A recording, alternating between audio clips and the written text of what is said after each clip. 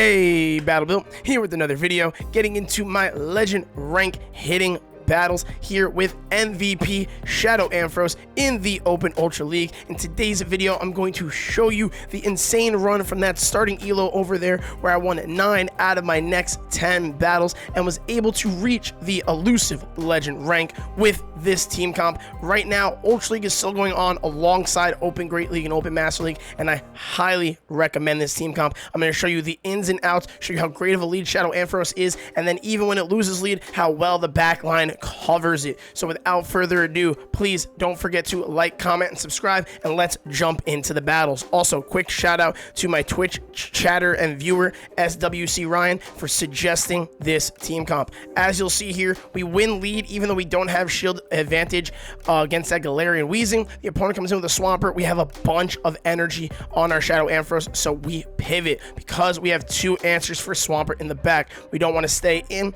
and let that Swampert farm our Ampharos all the way down with their mud shots, and the brutal swings and thunder punches are only going to do so much damage. At the very least here, Jellicent was able to grab the Swampert's last shield, and the opponent's going to double Earthquake to take out our Jellicent. We're going to wait out our switch timer depending on whatever their last Pokemon is in case we need to make a pivot, and we're going to come in with Virizion, which is going to be an even harder counter to Swampert. The opponent's last Pokemon is Jellicent, and this is a double water comp. Once this Jellicent is revealed, especially because we preserved the energy that we did on the Ampharos, this match is essentially over. We throw 1 Leaf Blade, and then we go for the back-to-back Thunder Punches to take out the Jellicent's remaining health. We're fully expecting the Swampert to come back in. I mean, obviously, the Swampert has to come back in. It's the only Pokemon left, you bozo. But the fact of the matter is they're going to mud-shot us down. They're not going to get enough energy. Virizion was loaded from the Jellicent. We're going to come in with the Leaf Blade, and bang! GG's. Easy little Virizion Ampharos wombo combo sweep to end the match there. Getting into the next game, we got a beautiful lead here with Ampharos on Charizard. The opponent save swaps into Registeel, and then we match the Registeel with one of its hardest counters in the game, being Virizion. We're going to no-shield the first move because the opponent needs to double Focus Blast in order to take us out, but they make a huge mistake here. They throw a Zap Cannon, which does not do enough damage for a Focus Blast to take us out, on top of the fact they don't get the debuff. We recognize our scenario though, and if we take out this Registeel too quickly with too much health, that Charizard's going to come in and get an insane amount of farm, and that might be GG's and potentially be our lose con. So we stop attacking. We let them throw another charge move, hoping it'll be a Focus Blast so they can get our Virizion lower. Ends up just being another Zap Cannon. They get the debuff finally. We decide to double kick down, but because switch timers are up and we have 2 great answers for this Charizard with Ampharos and Jellicent, we pivot. They top left. Match is over. GG's. Unorthodox, but some top tier plays there. Losing lead here against Swampert, safe swapping into Jellicent for the obvious reason that Virizion is Swampert's hardest counter, so you always want to swap into your softer counter when you lose a lead in this type of situation. The opponent matches our Jellicent with their Registeel. They land the Zap Cannon and they get the debuff, which is unfortunate, but we already got a shield, which is honestly super helpful for us because once we came with Jellicent, we were not expecting to be able to get the alignment that we need essentially. So we have no intention of committing a shield here. You already saw how much that debuffed Shadow Ball did. They throw a Focus Blast. It does not take us out, so we're able to get off another Shadow Ball, which is pretty helpful, all things considered, and we have to come back in with Ampharos, even though Virizion is a harder counter to Registeel, and that is because the Swampert is still going to obliterate the Ampharos. We need to hide the Virizion, and we need to preserve it as much as possible. I don't think we shield here at all. We're going to let the Focus Blast come through. We're going to go for an overfarm, essentially. I would love to Volt Switch down, but it's not going to be likely. We build up to 2 charge moves here. We're going to throw 1 here that will take out the Registeel's remaining health, and then I think we pivot. We bank that energy depending on whatever the last Pokemon is in the back for the opponent, and it ends up being a Clefable with Fairy Wind, which is not ideal for our Virizion. So because of, fighting type against fairy type. So we've lost lead, we've lost swap, we've lost closing match, closing mons. Can we come back and overcome this match? And I think getting that shield with the Jellicent and Registeel situation might potentially be game changing. Unfortunately though, I'm very worried and trying my best to preserve my Virizion, so we end up double shielding up against 2 baits from the Clefable's Meteor Mashes, and we CMP'd or turn differential, whatever it was. It locked in my Leaf Blade that we had to throw, and we could not overfarm against our Clefable. but we were able to preserve so much of the Virizion health that we still have a win con here because we can tank a couple of hydro cannons. All I need to make sure that I do is throw on proper timing, and when you're the 3-turn move going up against a 2-turn move, you want to either throw 1 fast move, 3 fast moves, or 5 fast moves before you throw your own charge move so that you minimize the amount of energy your opponent is picking up from their 2-turn move or their mud shot generation here. We end up outpacing before they get to another hydro cannon, and bang, Leaf Blade takes out the Swampert, and that is GG's. What a match to have such a terrible situation and still pull out winning. Getting to the next match, we have Shadow Ampharos up against Shadow Alolan Sandslash. You can play this match a couple ways. You could build all the way up to the Focus Blast if you want to get the shield right away. Most A-Slashes here will Ice Punch right away, so you can just kind of comfortably let that come through, and you'll end up forcing the shield regardless if they want to try and win lead. If not, though, you just win out the 0 shields, which, you know, is fine by me. They come in with their Charizard for a Wing Attack farm down, and that was not their best decision because my Ampharos is still too thick, even with the Shadow attribute on it, that we get a shield and do a good chunk of health or damage to the Charizard's health. We're now going to come in with one of Charizard's hardest counters in the game, that being Jellicent. So we're sitting in a really great spot here after winning lead. We let the Blast Burn come through. This Charizard's not a Shadow. Those Blast Burns tickle Jellicent. We are going for a serve. This will either take out the Charizard or get the last shield. We get their last shield, and we're just fully expecting them to swap. So we try to wait a second and then click our move, but I don't think it picked up or registered the fact that we clicked on our charge move. It did not. So we get another Hex through instead.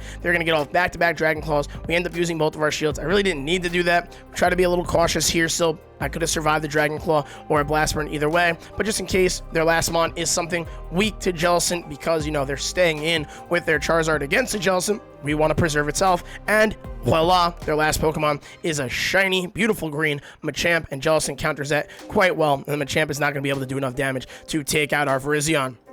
So we win that match, getting into the next one. We've got Shadow Ampharos again up against Swampert. Bad lead, safe swap, Jellicent. Awkward matchup here. They come in with Golisopod. It's weird because we're taking super effective damage from the Golisopod's fast move of Shadow Claw, but then we resist both potential charge moves of either Liquidation or X-Scissor. Now, Liquidation could be a problem because it's a Crunch clone and has a 30% chance of debuffing our Jellicent's defense, which would then make these Shadow Claws add up and do way more damage than we prefer. At this point, though, we're gonna play this out a little bit. We're hoping to either get an extreme shield advantage of 2 shields to no shields, or, you know, get the damage off and flip switch. We land the Shadow Ball there. We get off a serve just in time with Jellicent's little speck of health. We'll just get the last shield or take out the Golisopod. Bang! It does just enough damage, and we end up getting shield advantage and alignment, which is huge because we're going to line up our Virizion with the Swampert here, and then it comes down to whatever their last Pokemon is. Must have been really bad against Ampharos, and that is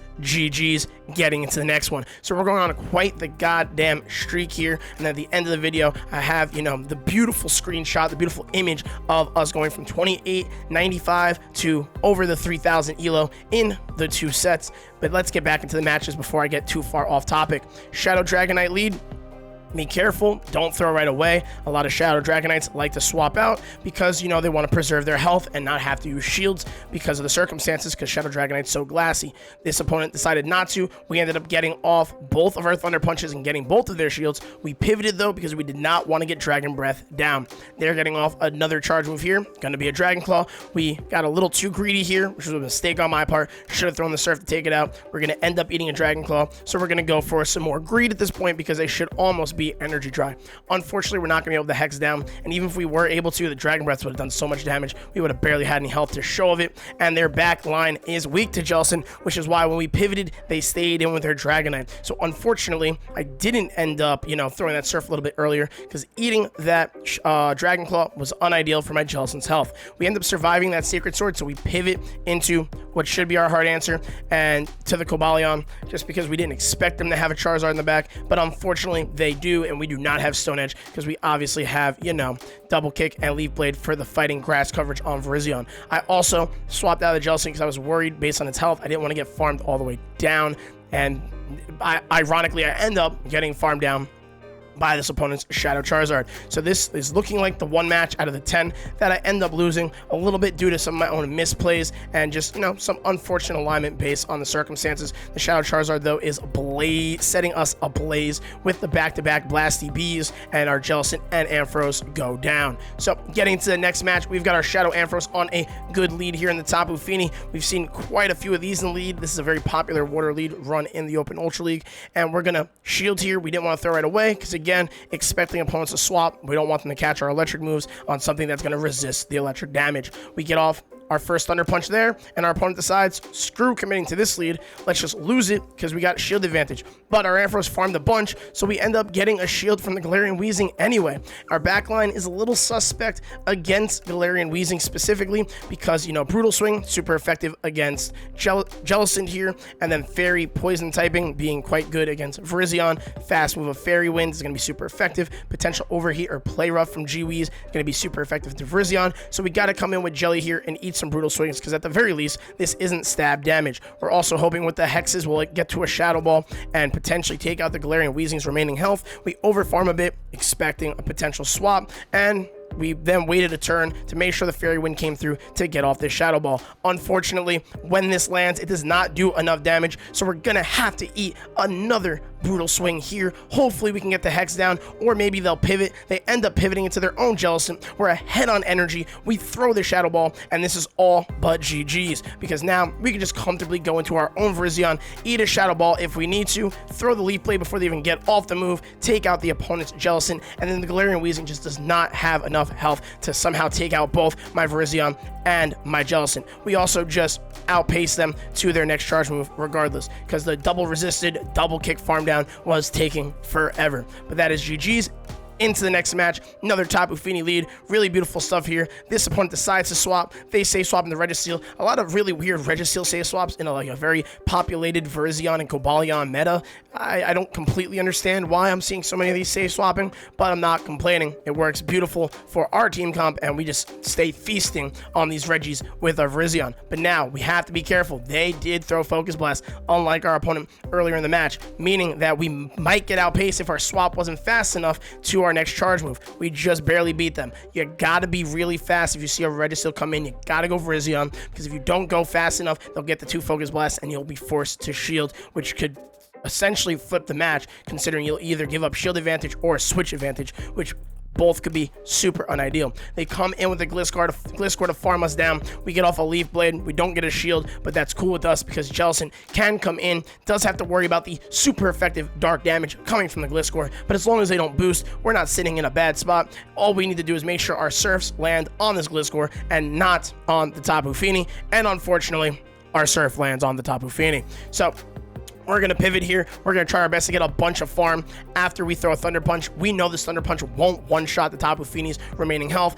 So we recognize we'll be able to Volt Switch farm down. Unfortunately, they do get off a charge move. This is worth shielding, though, because the Gliscor is going to have to respect the neutral Brutal Swings from the Ampharos, just considering the pure fact that the Gliscor's health is so low. Now, this comes down to, will we get baited? Will they land an Earthquake? How will we decide to play this out? We're hoping Jellicent can get the job done, so we're okay with sacking our Ampharos there and letting that Earthquake land, but this is going to be a battle down to the wire. They're going to go for the first Night Slash here, but we're worried they farmed up to an Earthquake, so we decide to shield. Thankfully, they don't boost. That could have spelt our lose con. If I didn't shield, though, and they threw an Earthquake, that could have also been my lose con. So a lot of different things there to consider when throwing up the shield. The risk of it being a 1 in 8 chance of a boost was lesser than, the potential of them throwing the big move, and we win the match after getting off some double serves. Getting into the next match, we have our Shadow Ampharos up against another Shadow Dragonite. Again, expect them to swap, over farming, throwing Thunder Punch, CMP tying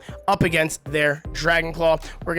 They're gonna get our first shield, and we're either gonna take out their Dragonite or get theirs. Most Dragonites will preserve, and then of course in this situation, I throw right away, and now they end up catching. Super unfortunate. I decide to stay in to get my energy back, or at least a little bit of it, because Virizion is one of Galarian Sunfisk's hardest counters in the game, being the fact that we resist all the ground damage and all the rock damage coming from the G-Fisk. So we're over farming a bunch, getting insanely greedy. We also have to keep in mind that the Dragonite in the back may have stored up an entire Dragon Claw, so we just want to be careful on how much we farm or how low we let our Virizion get, because all this additional built up energy can go to waste if the Dragonite just comes in and throws a Dragon Claw right away. But I say screw it, let's farm, let's get greedy. We double kick all the way down, fully expecting the Dragonite to come in.